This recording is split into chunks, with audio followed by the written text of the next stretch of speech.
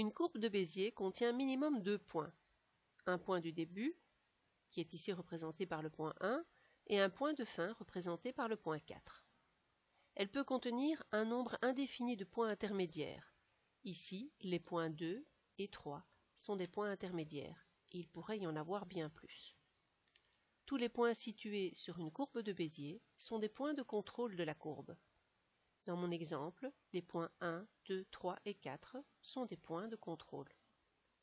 Les deux poignées situées autour de chacun des points de contrôle permettent de modifier la tangente ou la courbure en ces points. Une courbe de Bézier peut être soit en 2D, les points à ce moment-là sont alignés sur un même plan, soit en 3D, il y aura alors plus de 3 points non alignés. Pour expliquer les courbes de Bézier, j'ai choisi de partir d'un profil du Petit Biscuit, le personnage du dessin animé. Cette image, je l'ai insérée à l'aide du menu N. J'ai été dans le background image et j'ai rajouté mon image. Je l'ai mise visible uniquement sur la vue top. Donc voilà mon image. Maintenant, je vais insérer une courbe de Bézier et détourer complètement cette image pour pouvoir en faire un élément avec une épaisseur. Je vais donc cliquer ici sur Création, courbe de Bézier. J'ai ma courbe de Bézier qui apparaît à l'écran et je vais directement dans le mode Edit afin de l'éditer. Cette courbe de Bézier possède des points de contrôle. Pour l'instant, elle en possède 2. Et elle possède des poignées. Le point de contrôle doit être situé sur le profil lui-même. Les poignées peuvent être modifiées de manière à donner la bonne courbure. La combinaison des deux modifications permet de suivre cette courbe relativement précisément. Quand je veux rajouter des points, je peux simplement pousser sur CTRL et je clique un point sur la courbe.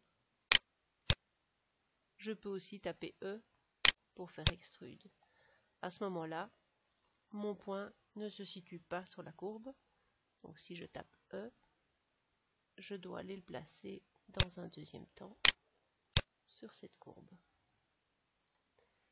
En manipulant les points de contrôle et les poignées, je peux faire tout mon profil.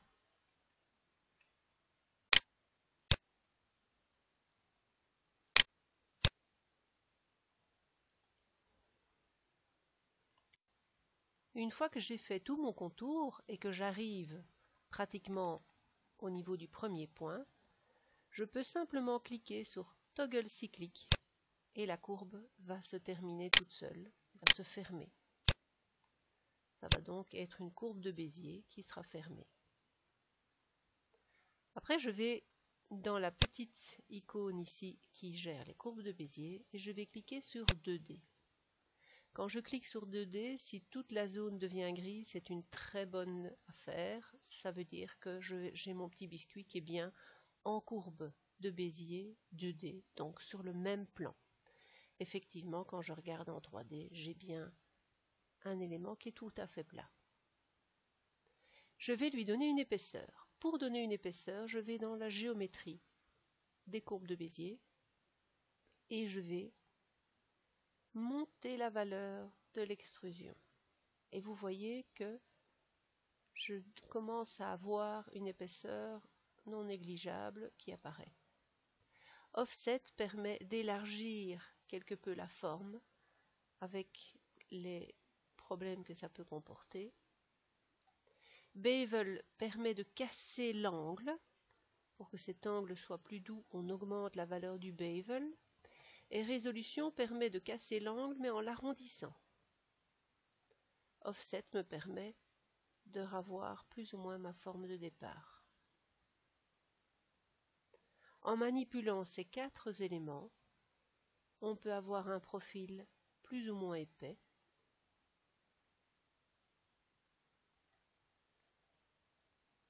un angle plus ou moins large, une résolution, donc un arrondi relativement fin, et ici on peut encore jouer sur l'épaisseur de l'objet.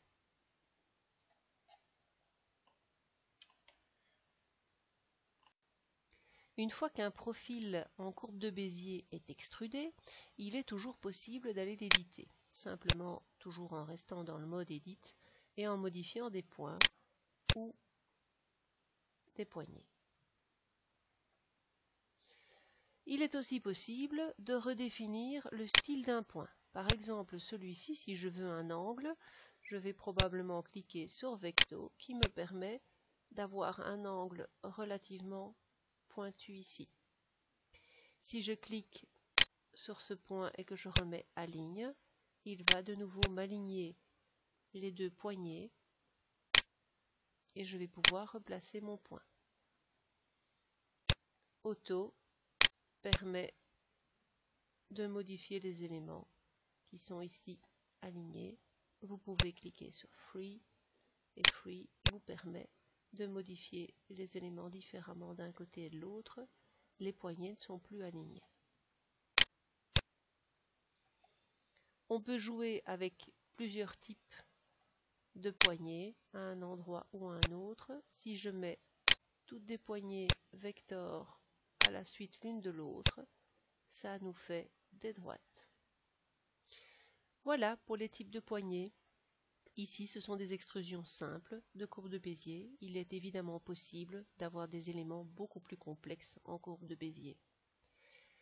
Il est possible également, une fois qu'on a extrudé tout le profil, de le changer en maillage.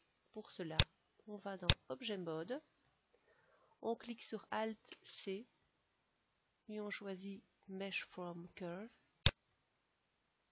Et quand on retourne dans Edit Mode, on voit que cet élément qui était en courbe de Bézier extrudé s'est transformé en maillage avec tous les points et les surfaces qu'il faut pour respecter ma courbe.